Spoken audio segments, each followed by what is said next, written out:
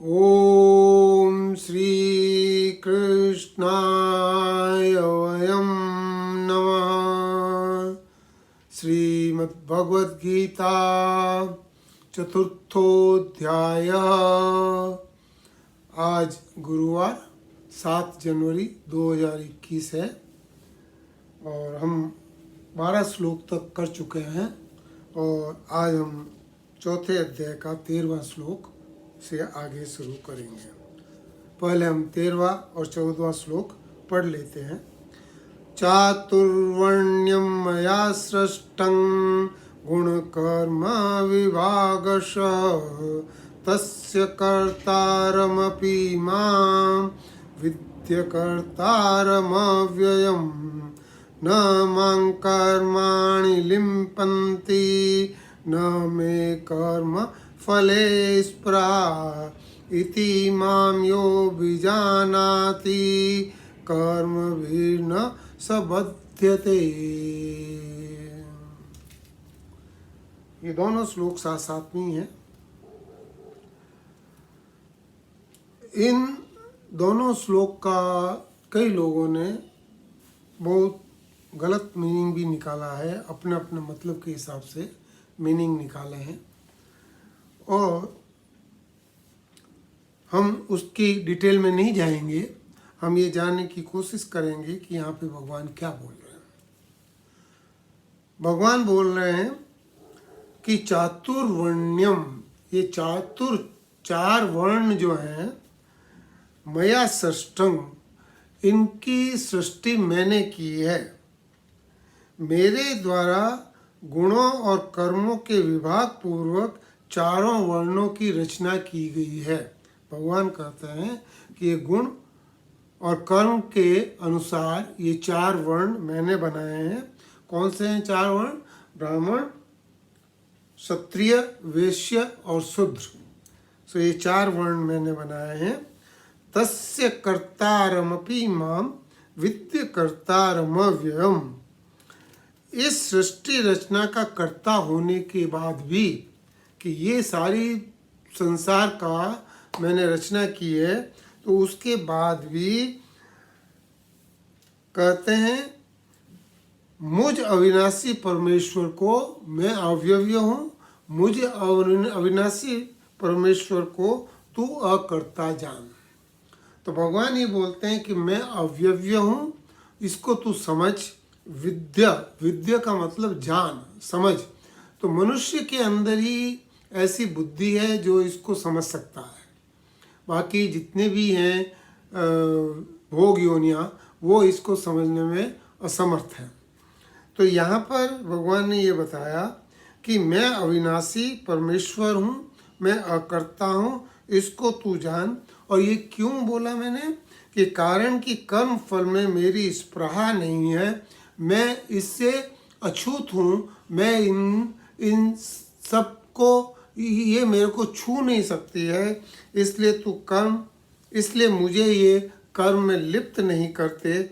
और इस तरह जो मेरे को इसको समझ जाता है वह भी कर्मों में नहीं बनता है। जो मेरे इस दिव्य बात को, जन्म कर्म दिव्य, तो ये जो कर्म है मेरे, ये दिव्य है, इस बात को जो समझ जाता है वो फिर इसके अंदर नहीं पड़ता है। तो इसको हम थोड़ा समझने की कोशिश करते हैं कि भगवान ने इन 2 श्लोक में क्या बोला है। पहली चीज़ तो भगवान ने ये बोली है कि ये जो 4 वर्ण हैं, ये मैंने मनुष्य लोक के लिए ही कहे हैं। यहाँ जो बोला गया है ये सिर्फ मनुष्य लोक के लिए है, न कि अन्य किसी प्राणियों के उसमें है। और इसमें भगवान ने बोला है कि मैंने इसमें 4 वर्ण बनाए हैं, एक ब्राह्मण, एक क्षत्रिय, एक वैश्य और एक शूद्र। ये किसके हिसाब से बनाए हैं? कि माया के 3 गुण है, सत्व, रजस और तमस। सत्व, रजस, तमस गुण के कारण मैंने इनको बनाया है। तो बोलते हैं कैसे? कि जिसमें सत्व तत्व की प्रधानता है, शंकराचार्य जी बोल रहे हैं कि जिसमें सत्व तत्व की प्रधानता है उसको ब्राह्मण कहा गया है, और उसमें सम दम तप आदि इसकी विशेष गुण होते हैं। तो ये जो यहाँ पर गुण हैं इनके कारण और जो सत्व की प्रधानता है इसके कारण उनको ब्राह्मण कहा गया है। क्षत्रिय वो है जिसमें सत्व है और रजस भी प्रचुर मात्रा में है, रजस भी प्रधानता पूर्वक है। ऐसे लोग शूरवीरता, तेज, प्रभुति और कर्म के करने वाले होते हैं, और इन लोगों को क्षत्रिय बोला गया है। और जब सत्व की कमी होती है और तमस थोड़ा बढ़ जाता है तो राजस की जिसमें प्रधानता है और थोड़ा सा तमस है, ये वैश्य कहलाते हैं। ये सब लोग कृषि करते हैं, व्यापार करते हैं, पशुपालन और फिशरीज, ये जितने भी कर्म हैं, ये कर्म जितने करने जिसमें कि धनोपार्जन का साधन होता है, और ये जो चीज़ करते हैं ये सारे के सारे ये कुछ न कुछ ऐसे कर्म करते हैं, जैसे कृषि है, व्यापार है, पशुपालन है, फिशरीज है, ये है। तो ये जो करते हैं ये वैश्य कहलाते हैं। और शूद्र वो हैं जिसमें रजस कम होता है लेकिन तमस थोड़ा ज़्यादा मात्रा में होता है कंपेयर टू वैश्य, तमस ज़्यादा मात्रा में होता है। इनको सोने का या आलस या प्रमाद की प्रचुरता इनमें होती है, और ये सिर्फ सेवा ही कर सकते हैं, इनका सेवा से ही इनका काम चलता है। तो ये सेवा करने वाले हैं।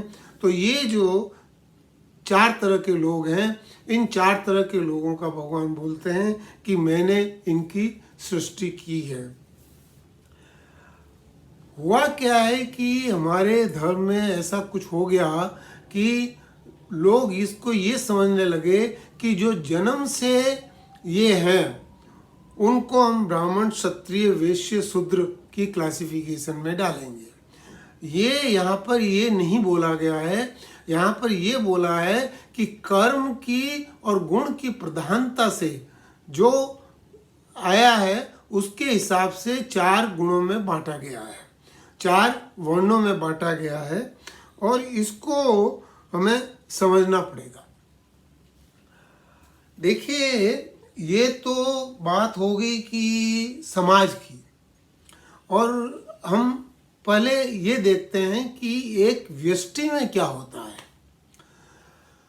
व्यष्टि मतलब एक आदमी में, अपने में भी जब हम दिमाग लगाते हैं, जब हम पढ़ाई करते हैं, जब हम पढ़ाई की बात करते हैं, जब हम समझने की बात करते हैं तो हम ब्राह्मण होते हैं।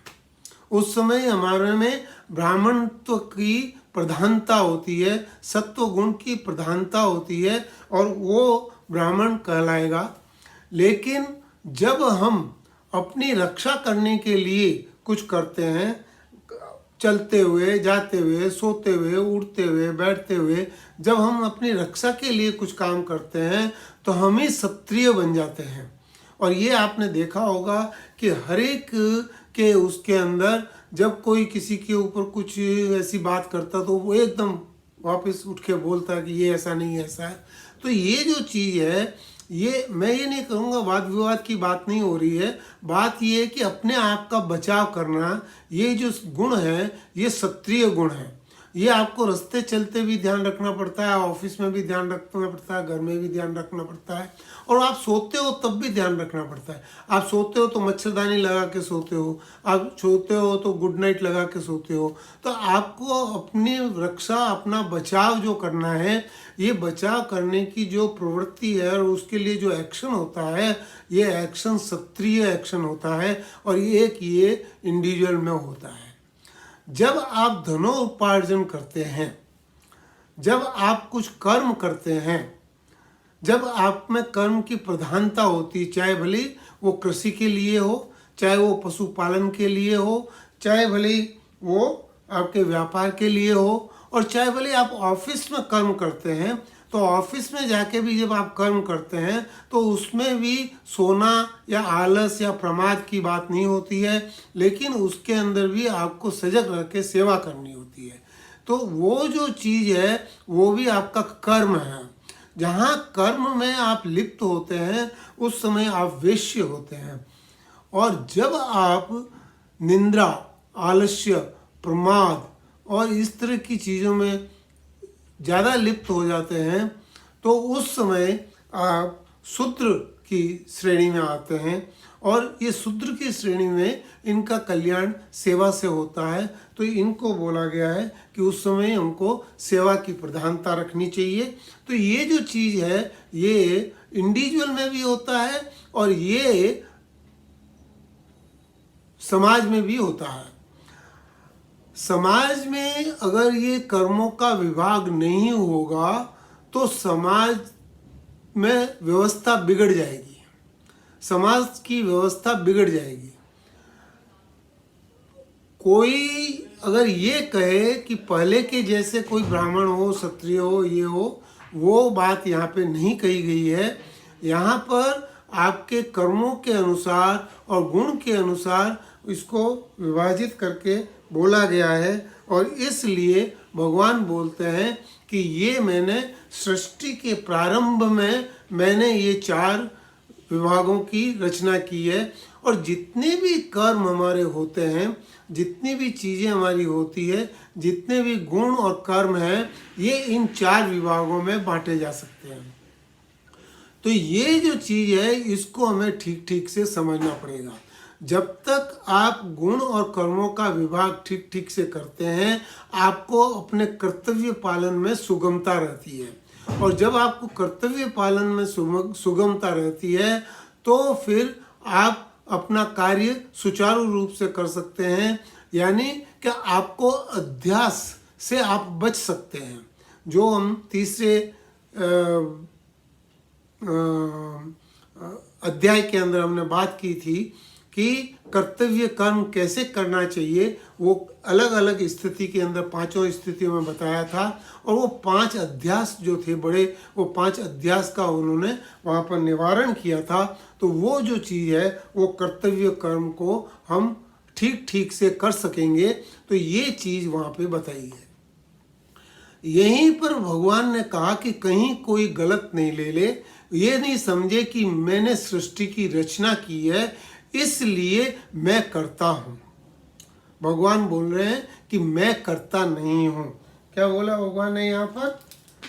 तस्य कर्तारमपि माम, मेरे को करता मत जाना, मैं अकर्ता हूँ।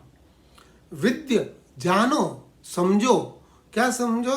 कि मैं अव्यव्य हूँ, मैं अकर्ता हूँ, मैं असंसारी हूँ।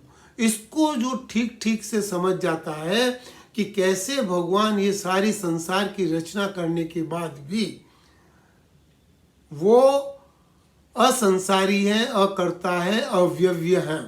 देखिए जितने भी कर्म हम करते हैं और उनसे जितने भी फल प्राप्त होते हैं वो सारे के सारे सांसारिक हैं और ये सारे के सारे नष्टवान हैं।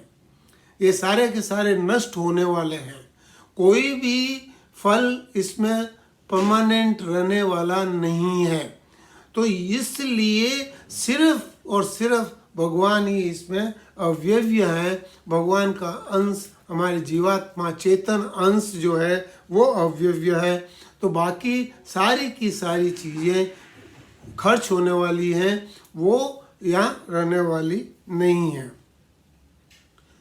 दूसरे में भगवान बोलते हैं कि ऐसा क्यों होता है, उसका और एक्सप्लेनेशन दे रहे हैं कि इसका कारण ये है कि मेरी में कर्माणि न मां कर्माणि लिम्पन्ति, न तो मैं कर्मों में युक्त होता हूँ, मैं उनसे बिल्कुल अलग रहता हूँ और मैं उनके फल से भी अछूता रहता हूँ। स्पृहा मतलब उनसे मेरी कोई आसक्ति नहीं है।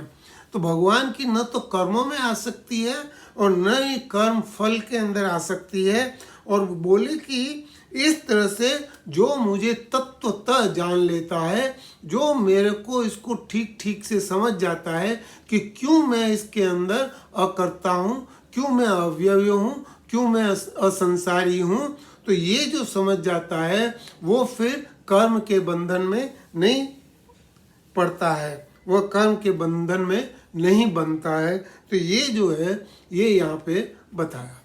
अब इस बात को थोड़ा और आगे एक्सटेंड किया, वो 15वें श्लोक के अंदर भगवान इसको फिर आगे एक्सटेंड कर रहे हैं।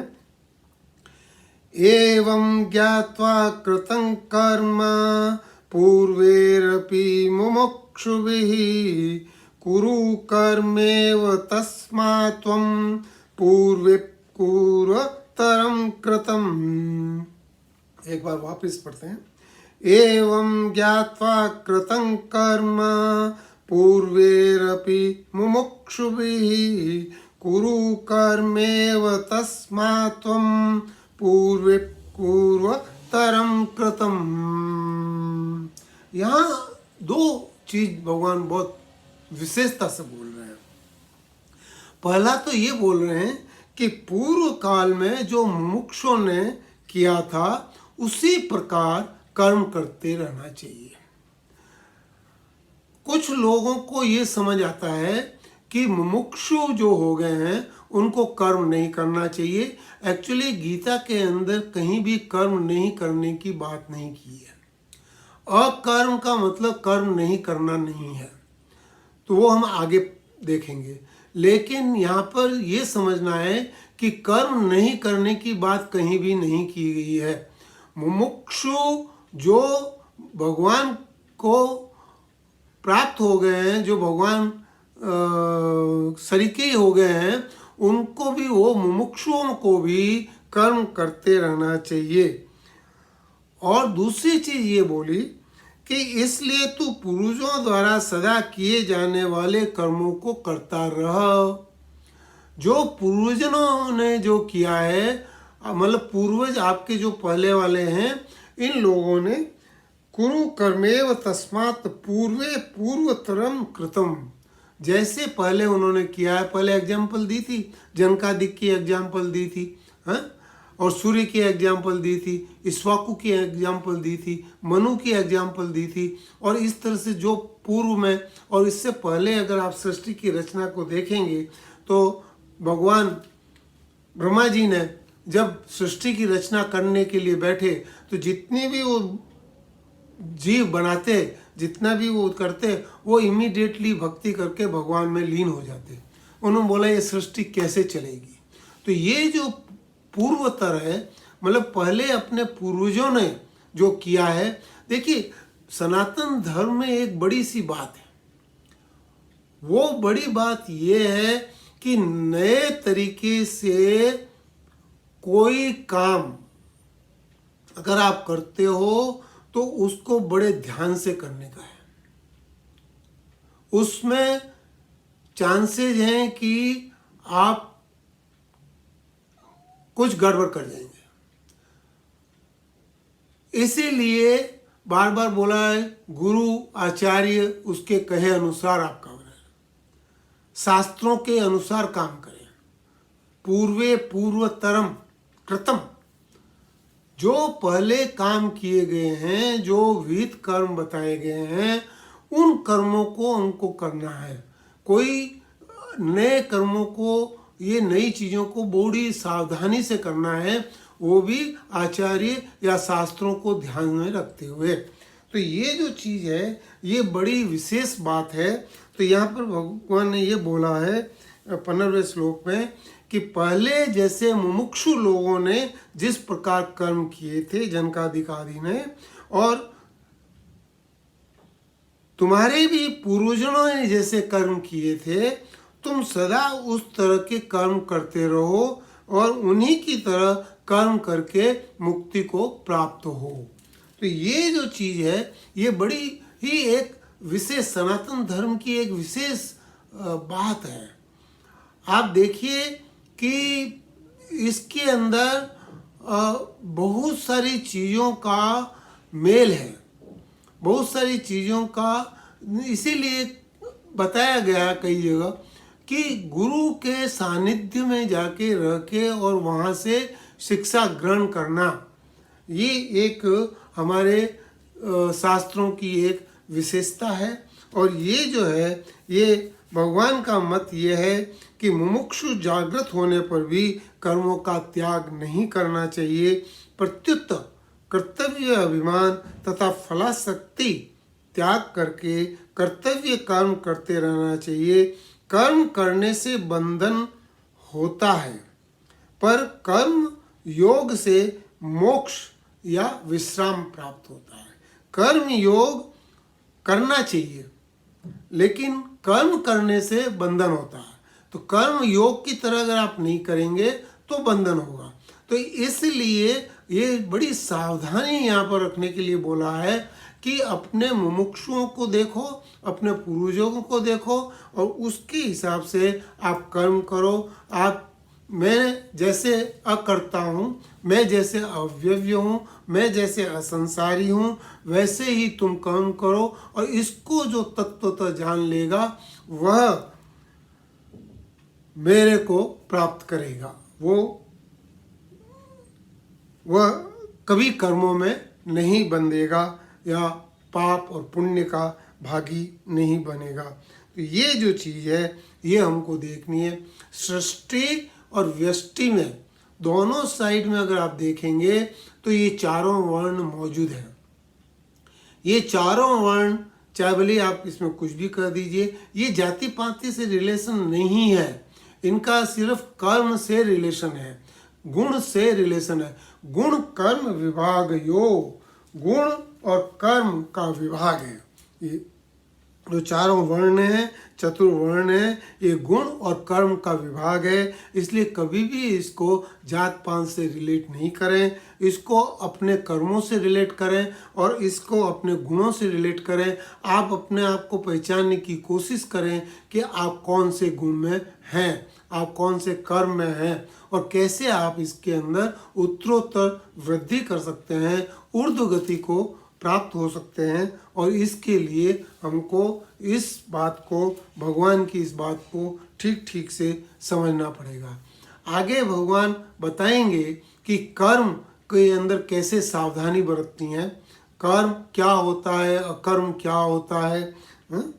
तो ये जो चीज़ है, ये विकर्म क्या होता है, तो ये जो चीज़ें हैं ये हम आगे उसमें देखेंगे। लेकिन अभी तक हमारा इतना ही समझना बहुत है कि ये जो चतुर्वर्ण हैं, इन चतुर्वर्णों को हमें जानना पड़ेगा।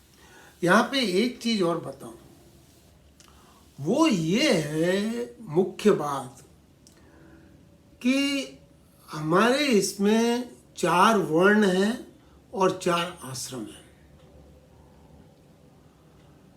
4 वर्ण जो हैं, इस वर्ण में जो वैश्य वर्ण है, वैश्य वर्ण धन की उपार्जना करता है, धन की उत्पत्ति करता है।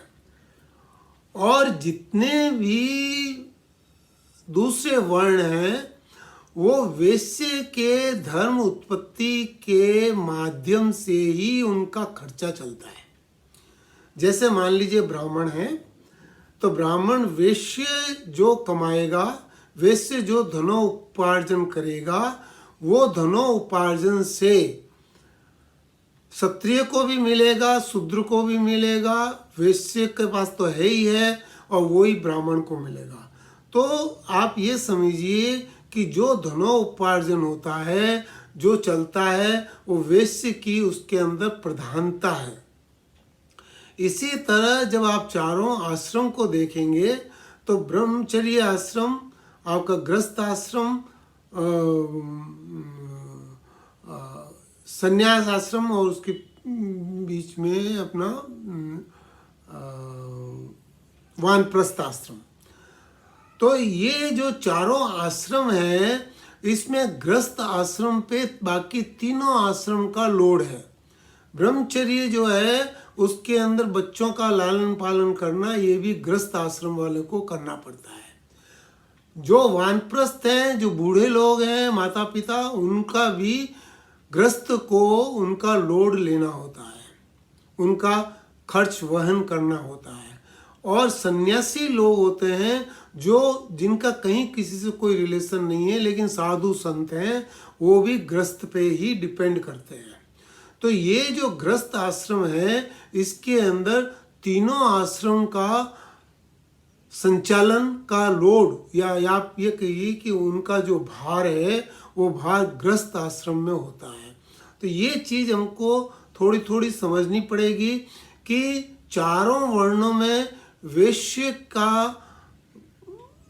के ऊपर सारा इसका भार पड़ता है और आश्रमों में गृहस्थ आश्रम पे सारा भार पड़ता है। और ये जो चीज़ है, इसीलिए ये बार बार बोला गया है कि सेवा कर, कर्म योग कर और दूसरों के लिए काम कर, अपने लिए काम मत कर। इसका जो प्रधानता है वो इसी कारण से है। तो ये वर्ण और आश्रम जो है, ये एक विशेष, ये पूरे समाज की व्यवस्था को नियंत्रित करते हैं। ये पूरे समाज का आप देखेंगे, कुछ लोग वेरिएशंस करते हैं, लेकिन ज़्यादातर लोग इस व्यवस्था का पालन करते हैं और वो इस व्यवस्था के अंदर अपने आप को ढालते हैं। और इस व्यवस्था के अंदर अगर आप अपने आप को एकाग्र कर देते हैं तो आपका फिर किसी से कोई लड़ाई झगड़ा नहीं रहता है। तो ये जो चीज़ है, इसको अगर आप समझ जाएं तो ये गृहस्थ वर्ण और आश्रम क्यों ज़्यादा इम्पोर्टेंट है, क्या इसके अंदर है और कैसे ये कर्म योग के उसके अंदर कैसे इनका सामंजस्य है। तो ये जो चीज़ है, ये अगर आप समझेंगे तो आपको अपने साधनों के ऊपर थोड़ा सा ध्यान देने से आप समझेंगे कि आप अब बिल्कुल मतलब कि एक तरह से आप समझेंगे कि आप भगवान का कुछ काम कर रहे हैं। तो ये जो चीज़ है, ये आपको समझनी पड़ेगी। और इसको जैसे ये होता है, जब आप दूसरे के लिए करते हो, आपको जो आनंद मिलता है वो एक बिल्कुल अलग होता है। तो वो जो है, ये वर्ण और आश्रम की जो व्यवस्था है, इसको थोड़ा सा ठीक से समझ ले। लेकिन इसके अंदर इसका मतलब कि जो कुरीतियाँ हैं उनको एक तरफ रख दें, इनके ऊपर जो मतभेद हैं उनको एक तरफ रख दें, इनके ऊपर जो कुछ लोगों का अपना विचार है उनको एक तरफ रख लें, तो आप पाएंगे कि ये जो चारों वर्ण हैं और चारों आश्रम हैं, ये आपकी अपनी सुविधा के लिए बनाए गए हैं। और आप अगर इनका जितना ठीक से पालन करेंगे, उतना ही आप अपने आप को ठीक और स्वस्थ अनुभव करेंगे। ये मेरा आपको इस पे कहना है। और आगे का फिर हम अगले प्रवचन में आगे की बात लेंगे। राम।